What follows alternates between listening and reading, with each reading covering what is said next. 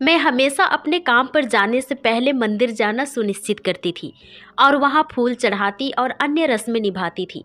हमारे पास मूर्तियों और पूजा स्थल के लिए एक खास कमरा था। तलाक के बाद मैंने सोचा कि मैं विश्वविद्यालय वापस जाकर अपनी पढ़ाई जारी रखूंगी और मैं अचानक ही आत्महत्या के विचारों से ग्रस्त हो जाती थी। लेकिन फिर ग्रेग मेरी जिंदगी में आया और मैं कैलिफोर्निया चली गई और वहाँ हमने शादी कर ली। और मैं सोचती थी कि मैं अभी भी एक हिंदू हूँ, मैं अपने धर्म को नज़रअंदाज नहीं करूँगी। और वो कहती, मैं तुम्हें मजबूर नहीं कर सकती, मैं तुम्हें बदल नहीं सकती, लेकिन पवित्र आत्मा ये करेगा। तंजानिया के एक छोटे शहर में एक बहुत ही भक्तिमान हिंदू परिवार में मैं पली बढ़ी और हिंदू के रूप में मैं एक ऐसे परिवार में बड़ी हुई जहां हमारे पास हिंदू मूर्तियों या पूजा स्थल के लिए एक खास कमरा था। हर सुबह मैं जागती और अपनी माँ को प्रार्थना करते, दिए जलाते और विभिन्न देवताओं को पूजा करते देखती। और मैं अपनी माँ जो करती थी वैसे ही करती थी और मैं उनसे हर चीज़ के बारे में बहुत सवाल पूछती थी। और वो कहती थी, यह मूल रूप से हमारे पूर्वजों ने किया था और यही हिंदू धर्म सबके बारे में है और यही तरीका है जिससे हम मोक्ष या मुक्ति कमाते हैं। मैं बहुत भक्तिमान थी, या मैं कह सकती हूँ धार्मिक, क्योंकि सुबह जल्दी उठना, पूजा करना, जो विभिन्न देवताओं के प्रति श्रद्धा है, भोजन चढ़ाना, हर दिन अलग अलग भोजन, काम पर जाने से पहले या स्कूल जाने से पहले मंदिर जाना सुनिश्चित करना। तो हमारे पास ये सारी परंपराएं और रीति रिवाज थे और हमने भगवान के नाम पर और भगवान की महिमा के लिए बहुत अच्छी चीज़ें की। लेकिन कहीं ना कहीं किसी तरह मेरे मन में हमेशा यह सवाल रहता था कि भले ही हम अच्छी चीज़ें कर रहे हैं, लेकिन मुझे यकीन है हम बुरी चीज़ें भी कर रहे हैं। तो भगवान इसे वास्तव में कैसे मापता है? क्योंकि हिंदू धर्म सब अच्छे कर्मों और अच्छा इंसान बनने के बारे में है। तो हमारा पूरा परिवार बहुत भक्तिमान था और हम विभिन्न देवताओं को प्रार्थना करते थे, खासकर कृष्णा को। मैं सुनिश्चित करती थी कि काम पर जाने से पहले मंदिर जाऊं और फूल चढ़ाऊं और पुजारी के साथ ये सारी अन्य रस्में और पूजाएं करूं, इससे पहले कि मैं अपना दिन जारी रखूं। और एक और चीज़ जो मुझे बहुत स्पष्ट याद है, बचपन में मेरी दादी हमें महाभारत की कहानियाँ और रामायण पढ़ा करती थी, जो मुझे अब पता चला है कि बहुत ग्रीक माइथोलॉजी से मिलती जुलती है। लेकिन हाँ, मैंने भगवत गीता के बारे में बहुत पढ़ा। यह मूल रूप से जीवन का तरीका है और उस समय के युद्ध। और मेरी दादी ये कहानियाँ पढ़ा करती थी। हम परिवार के साथ बैठकर रामायण सीरीज देखा करते थे और सब कुछ अच्छा लगता था। लेकिन जैसे जैसे मैं बड़ी होती गई, मैं यह सवाल पूछने लगी कि जो अच्छी चीज़ें हम कर रहे हैं, भोजन चढ़ाना, बलि देना और व्रत रखना, ये सब अच्छा लगता है, लेकिन फिर भगवान हमारे अच्छे और बुरे कर्मों को कैसे मापेगा? मेरा मतलब है, क्या हमें मोक्ष कमाने के लिए एक निश्चित मात्रा में अच्छी चीज़ें करनी पड़ती है? और मुझे याद है मेरी 2 सहेलियाँ थीं जो हमारे घर के पीछे वाले एक बड़े चर्च में जाते थे और वे स्वाहिली में गाते थे। और मैं सोचती थी कि ये लोग पागल हैं, क्योंकि मुझे लगता था कि हम सही हैं। मैं अपने धर्म पर काफ़ी गर्व करती थी। लेकिन जैसे जैसे मैं बड़ी हुई, हमारे स्कूलों में मिशनरी आते थे और हमें भजन संहिता के बारे में छोटे बाइबल देते थे और मैं लेती थी। मुझे किताबें बहुत पसंद थी, लेकिन मैं कभी उन्हें नहीं पढ़ती थी। और 19 साल की उम्र में मेरी शादी हो गई, लेकिन वो शादी भी सिर्फ 1 साल ही चली। और बचपन से मैं हमेशा आत्महत्या के विचारों से ग्रस्त रहती थी। मुझे हमेशा सांपों और ऐसी चीज़ों के अजीब सपने आते थे। और हमारे परिवार में एक बहुत आम चीज़ थी, काला जादू। और बाद में पता चला कि हमारे चाचा चाची जलन के कारण ये सब कर रहे थे और उन्हें कई बार पकड़ा भी गया। लेकिन हमने बस और पूजाएं की और पुजारियों को बुलाया और कुंडली चेक की। हमने ये सारी न्यू एज चीज़ें चेक की जो अब न्यू एज कहलाती है। लेकिन हमने ये सारी चीज़ें की ताकि भगवान हमें इन सब से निपटने में मदद करे। और मेरी तलाक के बाद मैं अपने माता पिता के पास लौट आई और मैंने फैसला किया कि मैं और कभी शादी नहीं करूँगी। मैं किसी आदमी पर भरोसा नहीं कर सकती थी।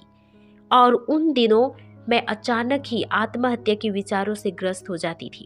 लेकिन मैंने अपने माता पिता को बताया कि अब मैं पढ़ाई जारी रखना चाहती हूँ और मैंने अफ्रीका में एक विश्वविद्यालय ज्वाइन किया। यह एक क्रिश्चियन यूनिवर्सिटी थी जो मुझे उस समय पता नहीं था। लेकिन मैंने यूनिवर्सिटी ज्वाइन की और मैं इकलौती इंडियन लड़की थी और वे सभी अफ्रीकी थे।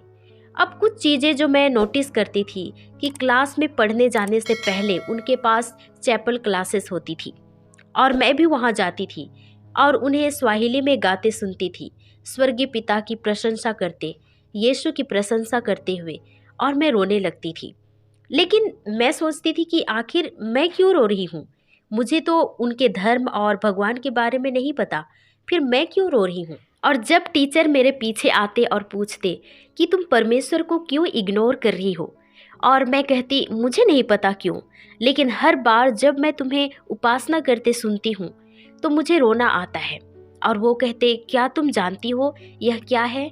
और मैं कहती मैं कैसे जानूँ? और वो कहते यह पवित्र आत्मा है। और मैं कहती मुझे नहीं पता, मैं तो बस अपने देवताओं में विश्वास करती हूँ। मेरा मतलब है मैं तुम्हारे धर्म का सम्मान जरूर करती हूँ, लेकिन हमारा धर्म सबसे अच्छा है। और वो कहते एक दिन तुम हमें याद करोगी। और मैं कहती ठीक है, चलो देखते हैं। और मैं पढ़ाई जारी रखी और जैसे ही मैंने यूनिवर्सिटी ख़त्म की, मैंने नौकरी ढूंढनी शुरू कर दी और मुझे एक बहुत अच्छे होटल में नौकरी मिल भी गई। और वे लोग कैथलिक थे। वास्तव में यह ग्रेग के चाचा का होटल था और मैं वहाँ काम करने लगी और मुझे वहाँ क्रूस दिखाई देता था और मैं सोचती उनके भगवान क्रूस पर क्यों लटके हैं, क्योंकि मुझे सुसमाचार नहीं पता था। और फिर 2016 में ग्रेग मेरी ज़िंदगी में आया और हम एक दूसरे को जानने लगे और हम दोस्त बन गए। 2017 में उसने मुझे प्रपोज किया और मैंने हाँ भी कह दी और मैं कैलिफोर्निया चली गई और हमने वहाँ शादी कर ली। हम उसके माता पिता के साथ कैलिफोर्निया में रहे और तभी चीज़ें बदलने लगी। और मैं ग्रेग से बहुत पूछती थी कि उनकी धर्म, चर्च की चीज़ों के बारे में वो क्या मानते हैं। और वो कहता मुझे कैथलिक परिवार में पाला गया है, मैं चर्च जाता हूँ क्योंकि मुझे जाना पड़ता है सबको खुश करने के लिए। और उन दिनों मुझे कई बार ऐसे सपने आए थे जहाँ मैं एक बहुत बहुत अंधेरी जगह पर थी और मैं भाग रही थी और रो रही थी और मदद ढूंढ रही थी और मैं चीख रही थी कि परमेश्वर मेरी मदद करो। और जब मैं पीछे मुड़कर देखती तो वहाँ शैतान थे और मैं कहती प्रभु कृपया मेरी मदद करो, मैं बहुत खतरनाक स्थिति में हूँ। और सामने से एक चमकीली रोशनी थी और एक हाथ जो मेरी ओर आ रहा था और वो कहता मेरे पीछे चलो, मैं तुम्हें बचा लूँगा। मुझे चेहरा नहीं दिखा लेकिन बहुत तेज चमकीली रोशनी थी और हर बार जब मैं उस हाथ को पकड़ने की कोशिश करती मैं जाग जाती। यह 3 बार हुआ और मैं ग्रेग को बताती कि मुझे यह चमकीली रोशनी दिखती है, आवाज़ सुनाई देती है, लेकिन हर बार जब मैं इसे पकड़ने की कोशिश करती हूँ मैं जाग जाती हूँ।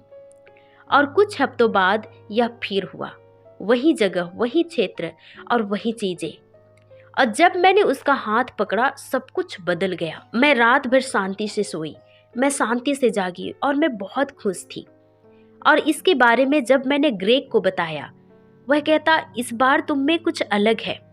और मैं कहती हाँ मुझे वही सपना आया, लेकिन इस बार मैंने उसका हाथ पकड़ लिया। मुझे नहीं पता वो कौन है, लेकिन इतना चमकीला था और इतनी शांति थी कि मैं बता नहीं सकती। वह शांति जो हर समझ से परे है। और ग्रेग कहता हर बार जब तुम इस शब्द मेरे पीछे चलो के बारे में बात करती हो तो यह मुझे यीशु की याद दिलाता है, क्योंकि वो अपने शिष्यों से कहते थे मेरे पीछे चलो। और मैं कहती सच में? और इसके बाद मैं प्रभु यीशु और बाइबल के बारे में जिज्ञासु होने लगी और मैंने बाइबल पढ़ने के बारे में सोचा और मैंने बाइबल पढ़ना शुरू भी किया। और उन्हीं दिनों ग्रेग की चाची गोवा से आई और मैं उन्हें अपना सपना बताती और वो कहती क्या तुम जानती हो कि पवित्र आत्मा तुम्हें छू रहा है और वो तुम्हें सत्य दिखाने की कोशिश कर रहा है। और मैं कहती इसका क्या मतलब है? और वो मेरे लिए प्रार्थना करने लगी और हमने साथ में बाइबल पढ़ना शुरू किया।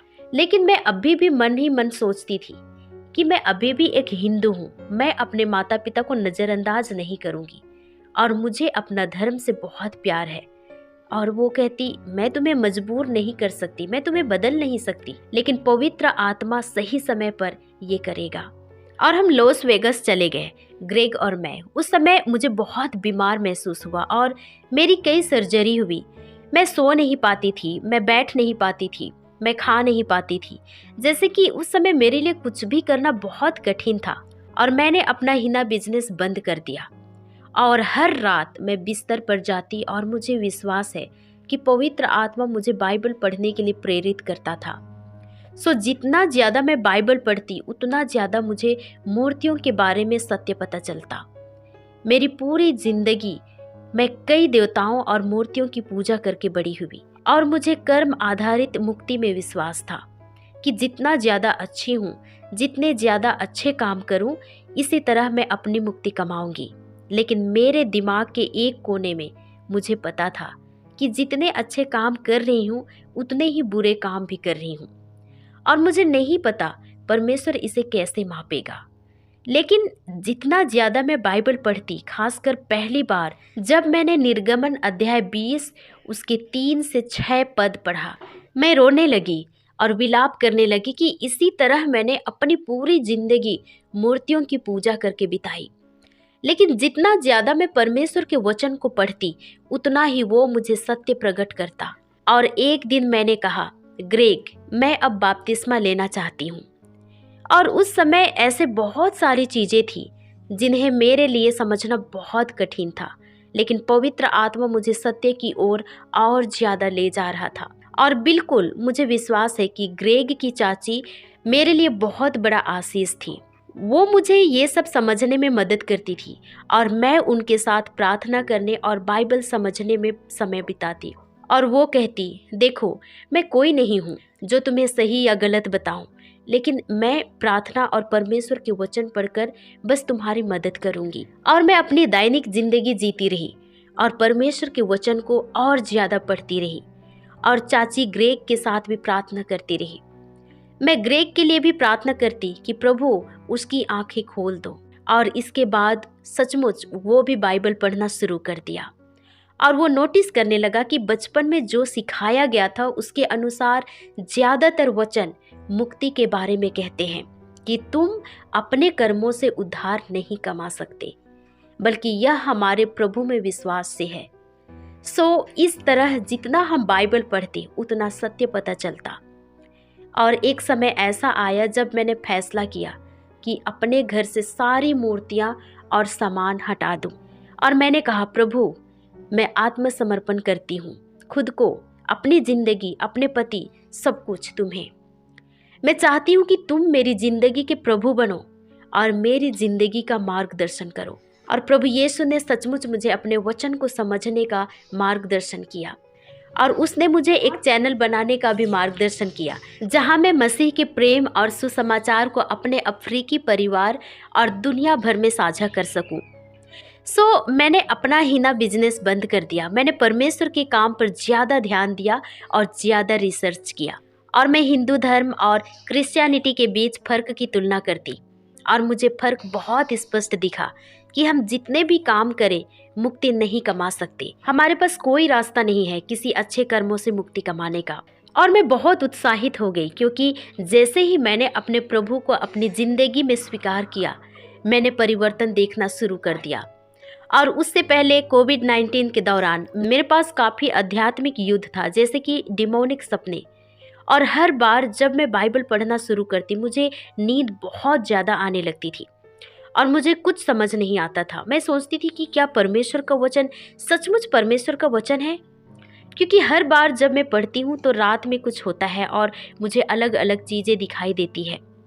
और फिर मैंने चाची से पूछा कि मुझे समझाओ, और वो कहती, क्या तुम आध्यात्मिक युद्ध के बारे में समझती हो? और उसने मुझे इफिसियों अध्याय 6 की ओर ले गई और हमने उन पदों को देखा और समझा कि आध्यात्मिक लोक है और हम सिर्फ मांस और रक्त से नहीं लड़ते बल्कि प्रधानताओं से। और वो मुझे समझाती कि तुम्हारा मन एक युद्ध क्षेत्र है और शैतान कुछ भी करने की कोशिश करेगा ताकि तुम सत्य से दूर रहो, लेकिन फिर परमेश्वर ने तुम्हें अपनी महिमा के लिए बुलाया है और तुम इसे कई लोगों को गवाही दोगी, वास्तव में अपने परिवार और अफ्रीका में अपने दोस्तों को।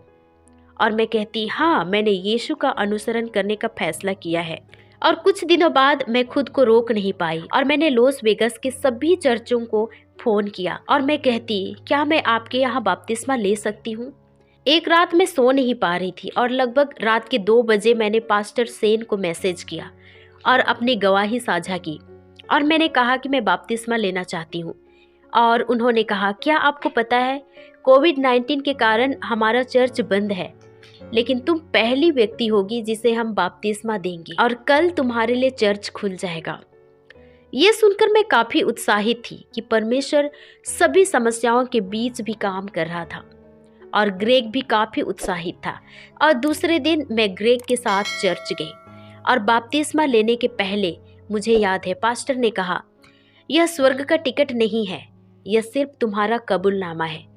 प्रभु यीशु के सामने तुम्हारा कबूलनामा है कि तुमने उसे स्वीकार किया है। और उस दिन मैंने बपतिस्मा लिया और उस रात में इतनी अच्छी नींद सोई और डिमोनिक सपने मेरी जिंदगी से पूरी तरह गायब हो गए।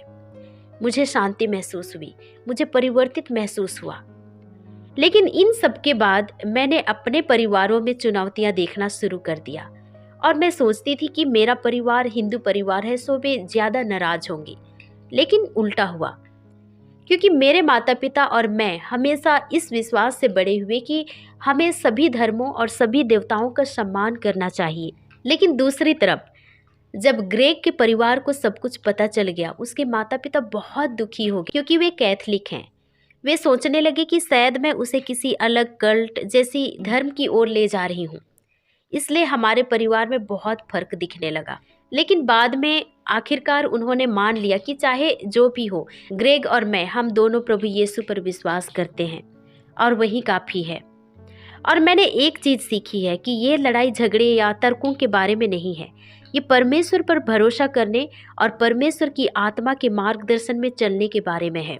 पवित्र आत्मा कहता है, मसीह की तरह बनो। और हाँ, कभी कभी सच्चाई बोलनी पड़ती है, भले ही वो दुख दे। लेकिन मैं कहती रही, पवित्र आत्मा तुम ही मेरी अगुवाई करो, और वो हमेशा करता रहा। वो विश्वास योग्य है। हम दोनों को पारिवारिक चुनौतियों से गुजरना पड़ा। ग्रेग को अपने परिवार से सुनना पड़ा कि मैं ही उसे बदल रही हूँ, मैं ही इसका कारण हूँ। और मुझे अपने परिवार से सुनना पड़ा कि अगर तुम कभी हमारे पास आओ तो अपनी जड़ें मत भूलना। लेकिन जब बात सच्चाई की आती है तो मैं परमेश्वर से हमेशा सच्चाई के लिए लड़ने की हिम्मत मांगती हूँ और मैं परमेश्वर की स्तुति करती हूँ इस अद्भुत उद्धार के लिए जो हमारे प्रभु यीशु के द्वारा हमें मिला है। आज मैं उन लोगों को प्रोत्साहित करूँगी जो सत्य की खोज में है या सत्य को जानना चाहते हैं। आप प्रभु यीशु से पूछें, क्योंकि वो बहुत विश्वास योग्य है और उनके द्वारा किए गए सारे कार्यों के लिए वो बहुत प्रामाणिक हैं और आज भी लोगों की ज़िंदगी में वो काम कर रहे हैं। और मैं वादा करती हूँ कि वो आपके प्रति भी विश्वास योग्य होंगे, क्योंकि मैं खुद अपने धर्म और उन चीज़ों को लेकर बहुत सख्त थी, लेकिन परमेश्वर के अपने ही योजनाएं हैं।